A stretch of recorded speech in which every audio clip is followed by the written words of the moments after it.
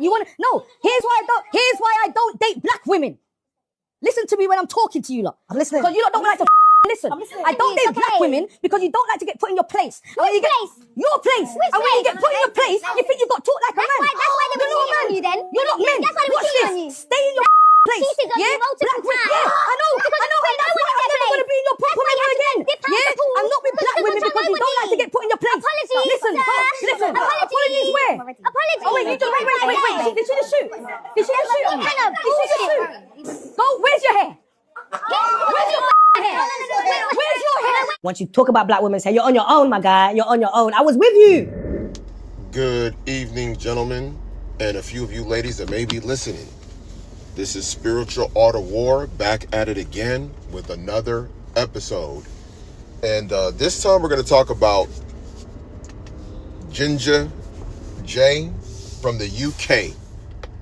Okay, the Black Britain. And the explosive comments that came out of the discussion that he had with some black British woman. And, you know, the other guy, the dark-skinned dude, China, he actually was on Pearl's channel back when it was blowing up. As you know, she set up shop in Britain, in part because she was actually playing, I guess, professional volleyball in Europe. She actually was a college volleyball player, and she got on a team out there in Europe to play volleyball. And that's how she ended up kind of making her home base out there in the UK. And she blew up from there, having discussions with mainly black Britons, although there were some Americans that also showed up at times to have these discussions about modern dating and relationships. And I think that what has happened is the globalization of feminization has kind of caused a lot of tension, a lot of conflict. And it's not surprising that it would go overseas, not only from America, but to the UK. Because there may have been, I mean, there's some people saying there may have been a lag time of some of the stuff that was going on in the US compared to there. But I've actually been to the UK at least one time, back when I was younger. But I was old enough to kind of peep social interactions. And this was when I was 14 years old. And back then, I saw a high amount of interracial relationships compared to the US. And I saw a high amount of quote-unquote biracial children compared to the United States. You know, now me growing up in Houston, there's not going to be as much as, say, the West Coast, especially in that time period. So that's kind of understandable. I would say that it would, you know, Texas, at least Houston kind of was late to that interracial relationship party, even compared to Dallas. Dallas was probably about a decade ahead of Texas, of Houston, in terms of interracial relationships being viewed as a little bit more acceptable. Now, he spazzed out, and I think he spoke with his inside voice. As far as what men that interracially date and are criticized, some men may want to say, I would say most men don't frankly care about what black women think when they date interracially. I think the ones that do care tend to be the ones that either that don't really want to be publicly known as being with a so-called white woman or woman of another race. I think some black men even try and play it safe by getting with, you know, at least in the US, but by thinking just get with a Latina, that it's a little bit more acceptable. And there's a little bit of truth to that, to Latinas being viewed a little bit more acceptable. But that's not always the case, because then you enter into colorism. So unless she's like a darker skin, like the Cuban, like the dark skinned Cuban chick that what's his name was with, Cam was with that darker skin chick. I think she was Cuban, if I'm not mistaken. That's kind of viewed as more acceptable intercultural dating. But she's still dark skinned. Maybe that's more acceptable. You get what I'm saying? To the so-called black woman. And in the UK, they have, you know, mainly people from the Caribbean and from Africa, to choose from in regards to black women. There's probably a very small minority of what you would call black Britons. And those are probably pretty much have been, there's a whole history with that's kind of not too deeply known.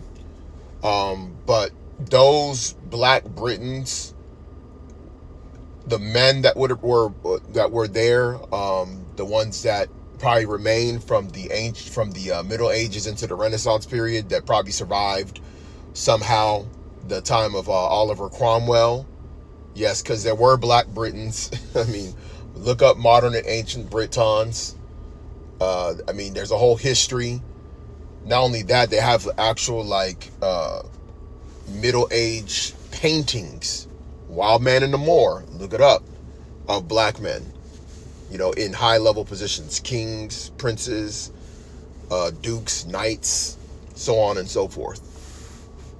So, but anyway, he said that he made a lot of harsh words. And you got to remember, in context, you got to remember that this is over the course of a discussion. So there's no telling if there was levels of frustration that led up to that. I think what happens with a lot of black women when they see these type of things on social media, they just think these come out of nowhere.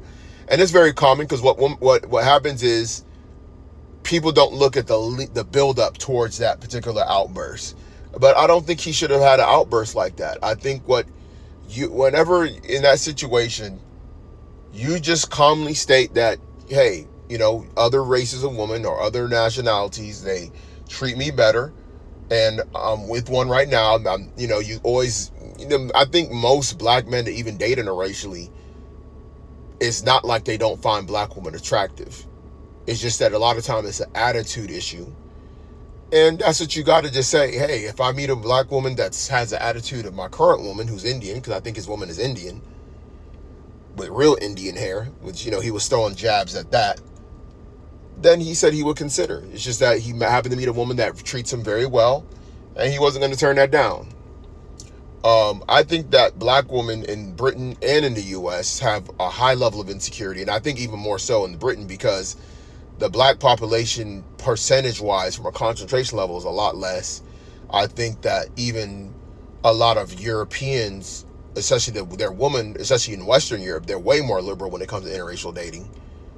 And I think it's in part because of the novelty, the rarity. Because even if you got Western Europe, let's say even in England, I think the black population is maybe 2 to maybe 5% black. London, maybe 10% black. London Metro, that is, if that. So you got to think about it. Even though black Britons are very much culturally relevant in British culture, England, especially London, very relevant, especially when it comes to, music, entertainment, sports. They're super duper relevant compared to their population. They're kind of like the drivers of what you would say of modern British culture. So, even though they had the Beatles and they had, they have Adele, they had Amy Winehouse, you could damn near say a third of their entertainers that are famous that end up big in the UK and outside the UK tend to be black or, black adjacent, so-called mixed or biracial. Like your Leona Lewis's of the world, your Georgia Smith. I can go down a whole list. A bunch of their soccer players, which, that's the number one sport. Even some of their rugby players. It's crazy. So a lot like the U.S., So I think that kind of makes a lot of black men be viewed as a higher level. Oh, we forgot Lewis Hamilton, who's considered probably, I want to say he might be considered the greatest race car driver of all time. I don't know if he surpassed Mario Andretti in regards to that. And, there's a lot of controversy surrounding him because, he is black and he's dominant in Formula One racing. But, when you look at that, you got to understand that there's this soft power that black men in Britain carry. And it makes them very appealing to a lot of groups of women. And I've noticed even when it came to the a lot of people from Europe, because they had the European Union that UK was a part of, and what was happening was a lot of these other countries, they were losing a lot of their younger population, and you would see, females, man, from Spain, Portugal, Greece, Poland, and they would seek economic opportunities in London. They would be working in the malls, they'd be working in restaurants, seeking opportunities, something that a lot of their countries weren't providing. And when they would come to these countries, Cyprus too, that whole area, Cyprus, Greece, that whole area, when they would come, among the men that they would consider would be so-called black men from Britain.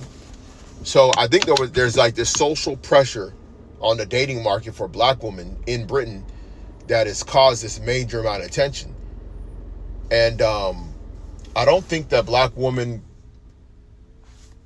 really, they have a hard time reading the room that they're not providing what the men want. And that's why they're going elsewhere. Now, I do believe that there is an influence of,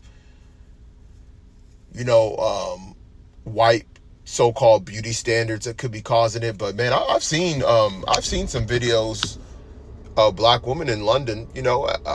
Even when, what's his name, your boy King 68 the Great went to London, there was some very good-looking black women over there in Europe, in London. Now, I haven't been in my adult years, so I can't really speak on what it is right now. But I mean, I would assume that part of the problem is that they're having some of the same attitude problems that black women have in America. In the aggregate. I ain't talking about every single last one of them, because heck, even me, I know I work with a handful of nice black women. So I'm not going to say it's on all of them. I mean, but because there are some, it's in the minority, but there's still some nice black women. If you get yourself in a particular environments and you kind of see black women, how they move for a full year. But then again, you really can't tell, because a woman, how someone carries themselves at the workplace could be very different than how they carry themselves in private. You know what I'm saying? So especially when it comes to women, so but at the end of the day, that's where men have to make their decisions. And the fact is that black women are at the bottom of the dating market, even in places like England.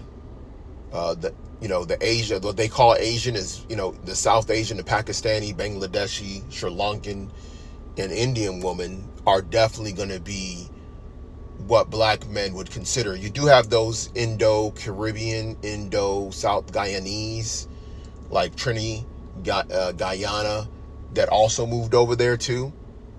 So that's like another option for black men. So it's not something that's very easy to overcome. And, you have multi-generational Indians there. Like, you got East Indians that are like third generation. Like, their parents are the first generation that migrated. Then they had kids and grandkids. So now you got third generation East Indians that are like, they're operating in a little bit more liberality and not as tied all the way with their Indian culture or Pakistani culture or Bangladeshi or Sri Lankan culture. Some of them, they've mixed up as well. Like, you might have a Pakistani Punjabi that married an Indian Punjabi and had children.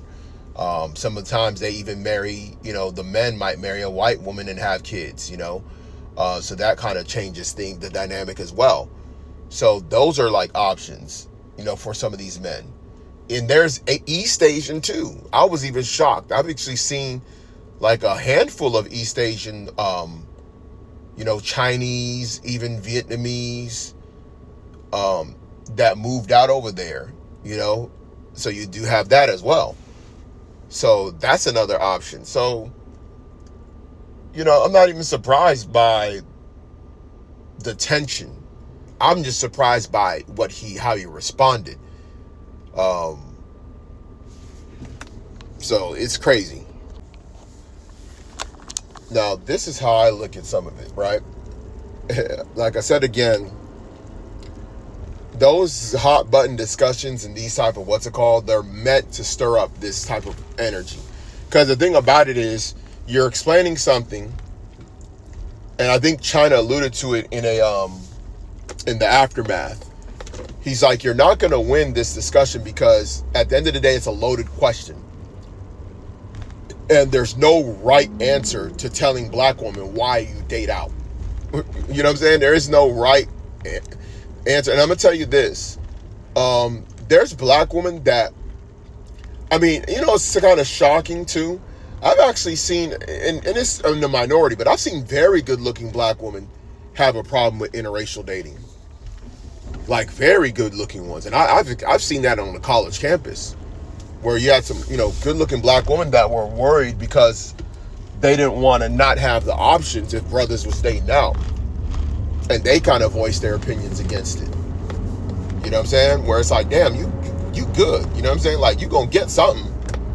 You know what I'm saying? Now you might not get the exact guy you want, but you're gonna get something quality that's according to your standards. So, but for the most part, it's really like the 7s and under. The 8s and up, they don't really care. But I'd be surprised at times. I ain't gonna hold you. Like, there was some woman that was supporting the Nicolandria thing. I'm like, damn, like, you really cared? You're really that deeply invested? And I'm talking about a woman that got options, like, out the wazoo. Like, if I put a picture of this woman, I think I might have even used one of her videos on one of my other episodes. But this chick bad. But she a single mother, though, so she kind of disqualified. You feel me? She disqualified, but she bad. Like, bad. Like, face card not declining on, you know, American Express black card status. Okay? Every angle hitting. Then she got body. So it's like, and I know them DMs is looking stupid. You know what I'm saying?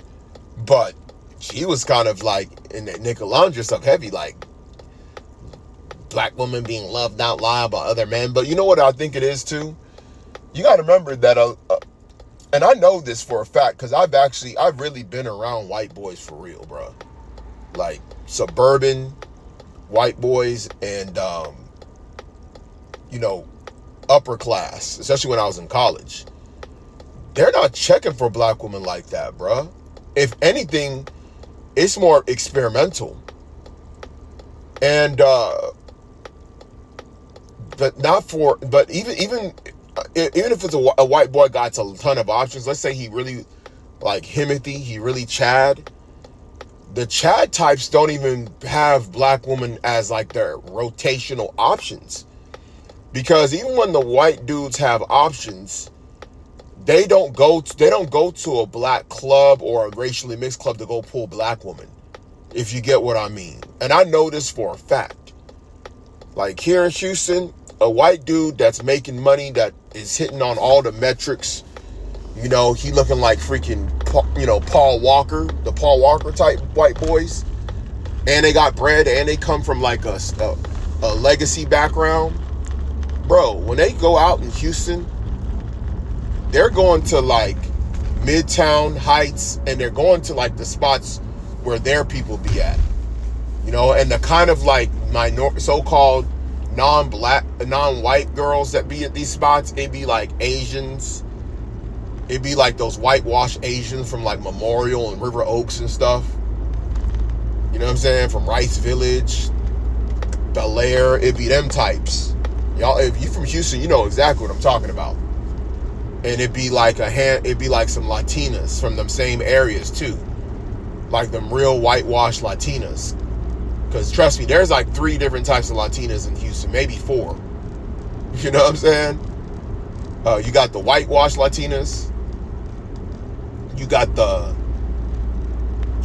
Barrio type Latinas, you know, that's from like the Barrio types. You got like the ratchet Latinas, the ones that be, you know, around, you know, they either grew up in predominantly black areas, or they like the urban aesthetic and they go to black clubs.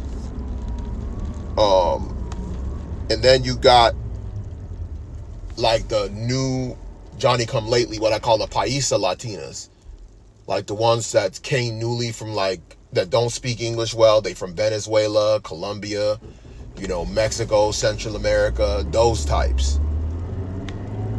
But white dudes ain't checking for like the other three that I named. They checking for the whitewashed Latinas, and the whitewashed Latinas know where to go to. They had Electric Feel Good off of Bagby. You know what I'm saying? Like, I know, trust me, because I used to do Uber.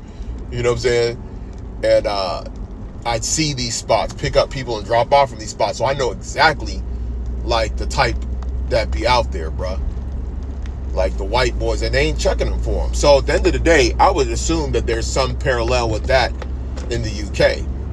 So they're more likely to get like the white, you know, the white trash, the Irish traveler, you know, the bruv types. You know what I'm saying? Like, if they are getting them. And they are, because there's so many white people in England that there's enough of them that would actually consider them for short-term hookups as far as black women. But long-term, not as much. And I think that pressure of them knowing that is what's the problem. Because truth be told, think about it. If black women in Britain and the US had the optionality that Asian women have, they wouldn't even be complaining about what the men are doing. Because think about it. You hear Asian women complaining about Asian men dating out when they do? They don't give two flying fucks about what Asian men are doing in the dating market. Because they got so much options, they too busy juggling their options. And that's what it is with a baddie. That's why I say the 8s, 9s, and 10s in Britain or in the UK or the United States, they don't care what Ginga Jay is doing. Ginga Jay can date a Martian for all they care. They too busy trying to filter their options. They don't have the brain capacity and the time to focus on what Ginga Jay is doing. They trying to figure out who's the next guy who's going to take them out on this steak date. They thinking about when is they going to get hit up for that exotic trip. And if they on the 9-10 level and they really highly visible and they promote themselves, they're trying to figure out their itinerary for the next month. You get what I'm saying? Like, bro, it's different when you get to them levels. It's these average woman, and the cap out is 7. Like what Kevin Samuels say, the eternal 7. You're good looking enough to catch the eye of like a guy, the kind of guy that you want, but you're not good looking enough to really keep his attention long term. So they're kind of stuck like in this purgatory. Them average, them 5s, 6s, they just kind of get reminded all the time of the options that they don't get access to as much whenever they see even an average dude like a Ginga Jay not checking for them. Because at the bare minimum, they want at least his attention. They at least want him to swoon and so they can diss him. Because, you know, there is currency in attention. So the fact that his attention, his romantic attention, his romantic interest, that they would reject anyway is not going to them is a problem. And that's what they're upset with. And I know this because, and that's why I tell you, brothers, man, don't give these women free attention, bro. The attention's not worth it, bro, to give to them. Like a lot of times that's like a reciprocation. Like she's showing it, you may show like escalate your attention level. But for the most part, it really ain't even worth it, bro. It really ain't worth it. Like you think it is, you know, but it don't be worth it like that. I'm gonna tell you this, and this is like the hard, cold truth. If you're gonna give like cold approach level attention, you gotta give it to like a young woman, to a like that you meet in public. I'm not talking about like you giving her that on social media. I'm talking about like in public. You at the store, she a cashier or something like that. That might go a little bit longer, you know, for you, you know, as far as just from that perspective, because the interaction, the banter might be actually a little bit better. You know what I'm saying? But a lot of these women, they're kind of already been gotten that, and then what happens is they start to age out, and the competition gets harder. Because the truth is, women know beauty is their agency. And they know that what happens is over time that beauty becomes harder to maintain. And women, they know it because they know that their clothes change. You know, men tend to wear clothes that can fit us even if we gain weight. If you get what I'm saying, because women wear more fitted clothes. So it's more noticeable for them when they gain weight and they have to change up like their attire. You know what I'm saying? So they know that stuff that they fit when they were 18, it don't fit the same when they're 26, 27. You know what I'm saying? In fact, they actually go through this like weight gain change a lot of times if they don't work out. If they're not athletes and work out, then they go through like a different kind of change. You know what I'm saying?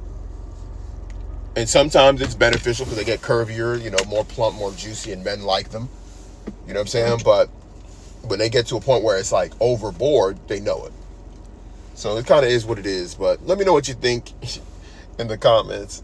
Like, share, subscribe, and I'll catch you in the next episode.